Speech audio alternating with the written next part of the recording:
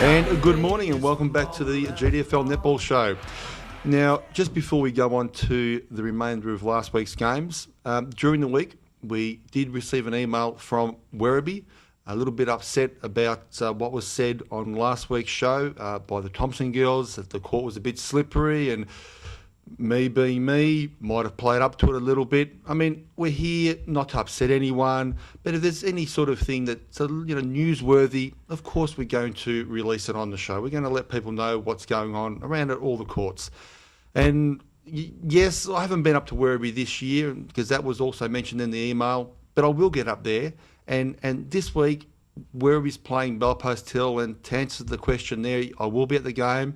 And I'm more than happy to discuss anything that anyone would like to bring up.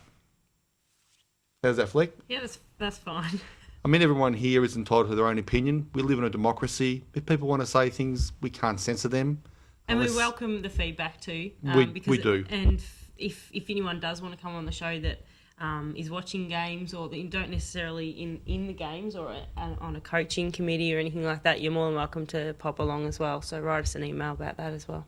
And I believe that next week, Werribee actually is here next week, so they'll be definitely entitled to a right of reply to Thompson's, what Thompson said last week, and that's no problems at all. Yep. We're one big happy family here. Well, some people happy and some aren't. Anyway, we'll move along. Cryo 55 defeated Anarchy 46. Big close one there, Flick, and probably thought maybe Cryo might have won by a little bit more, but in the end, Anarchy looks like they've played a good game and only just gone down by less than 10 goals. Yeah. I thought there'd be I thought there'd be another 10 goals in that, but to Anarchy's defence, they've played a good game there. So 46 is a good result for them in recent times. We've seen from the ladder. So absolutely good game. Nearly 100-goal shot for the game. So would have been pretty quick game. Thompson 86 defeated Geelong West 13. Just probably another percentage booster for Thompson. Yeah, we probably spoke about it last week. We had the Thompson girls here last week, actually. And, I'm sure Thompson just really want to try and get a bit of percentage because at the end of the year, it may come down to them and Werribee possibly being first and second. And, of course, the... what do you think? Winchelsea going to be first or second? No, definitely. Impossible. You cannot get first or second. I've already looked at the games. You can't get there. The best you can do is third. All right, we'll see.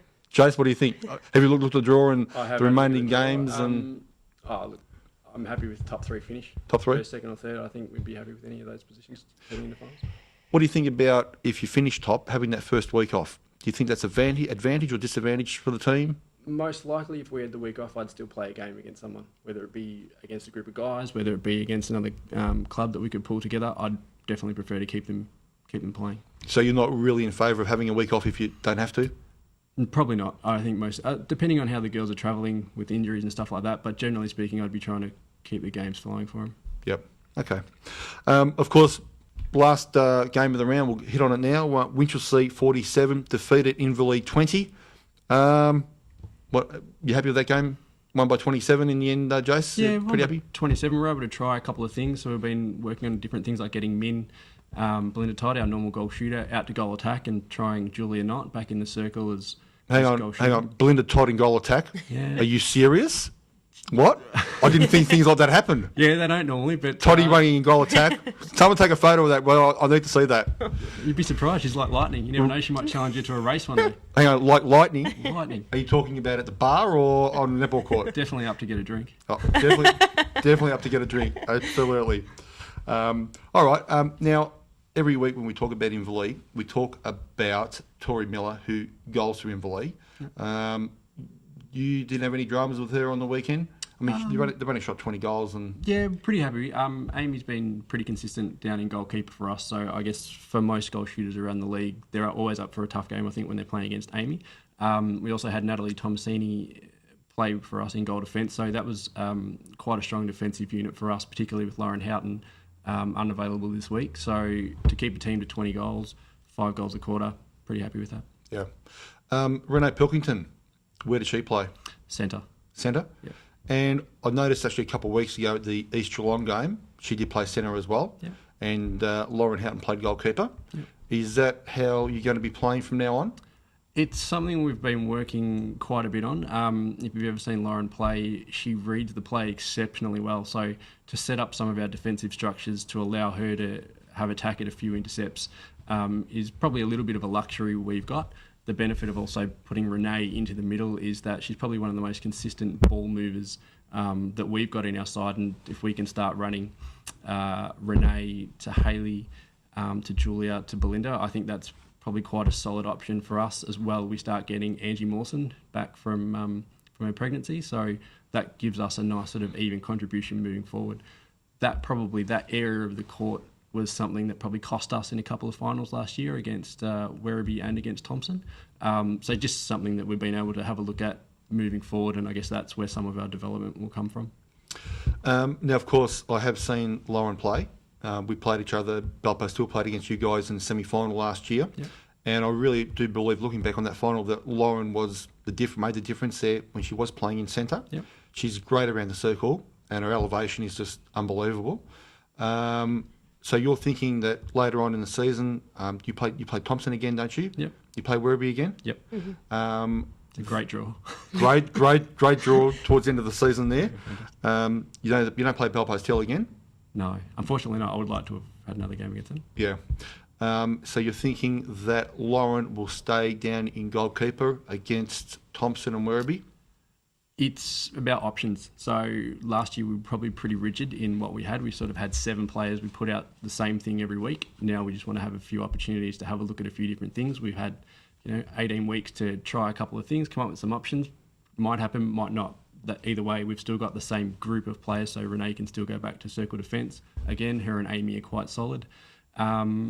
Just because those girls are so flexible, it's an advantage that we have to try some different things, and we'll probably try both things against both Werribee and Thompson looking forward.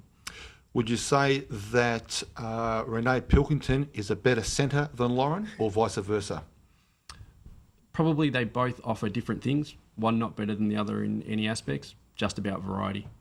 Renee's been playing a lot of centre for her state league club, which is Blaze. So with every week that goes on, she's developing in that position, both with us and with them. So the more time she gets to spend there, the better she's going to get. Okay. And of course, the next question is, Renee, of course, last year was playing in defence with Amy, and both tall girls, and they played great last year. Very hard to shoot goals against them. You would prefer... do you think that Amy and Renee work better together than, let's say, Lauren and Amy? To be determined. We probably haven't run Amy and Lauren together against some of the stronger clubs yet. In the clubs we've played to date so far, I think Lauren had some fantastic results. She's turned over a heap of ball, so can't ask for much more than that. Amy and Renee are a tried pair. I think if you look back to last year's finals, like we were keeping Werribee, say, at half-time. I think they scored 2 goals or 3 goals in the second quarter of that game. Yep. So they're definitely generating the turnovers. We were just not in a position to convert some of those. So tried and tested. We'll try the other way around and just see what happens come the finals. Okay. Well, ladies and gentlemen, you heard it straight from the horse's mouth. Jason Woolley just laying down some gameplay there. And I'm sure that the top probably 4 or 5 teams in the competition will be interested to hear his comments. We'll be back in just a moment to have a look at today's games. I'm here to tell you how football is strong.